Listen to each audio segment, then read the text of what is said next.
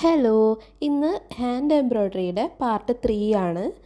മുമ്പ് 2 എംബ്രോയ്ഡറി ചെയ്ത് കാണിച്ചിരുന്നു, റണ്ണിങ് സ്റ്റിച്ചും വിപ്പ്ഡ് റണ്ണിങ് സ്റ്റിച്ചും. അപ്പോൾ അത് രണ്ടും എല്ലാവരും കാണണം. ഇന്ന് നമ്മൾ നോക്കാൻ പോകുന്നത് ബാക്ക് സ്റ്റിച്ചാണ്. അപ്പോൾ ഞാൻ അതിന് വേണ്ടിയിട്ട് ഒരു ലൈൻ ഇട്ട് കൊടുത്തിട്ടുണ്ട്. അതിൻ്റെ ഫസ്റ്റ് പോയിന്റിൽ നിന്ന് സൂചി മുകളിലേക്ക് വലിച്ചെടുക്കണം.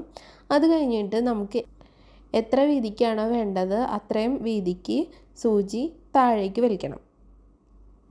അതിനുശേഷം ഇതേ വീതിക്ക് തന്നെ സൂചി താഴേന്ന് മുകളിലേക്ക് പൊക്കിയെടുക്കണം. എന്നിട്ട് മുമ്പ് ചെയ്ത സ്റ്റിച്ചിൻ്റെ അവസാനത്തെ ആ പോയിന്റിലേക്ക് തന്നെ സൂചി ഇട്ട് താഴേക്ക് വലിച്ചെടുക്കണം.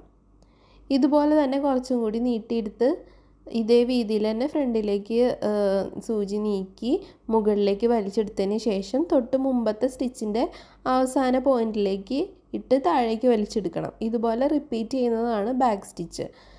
ഇത് ബാക്കിലേക്ക് ചെയ്യുന്നത് കൊണ്ടാണ് ഇതിനെ ബാക്ക് സ്റ്റിച്ച് എന്ന് പറയുന്നത്.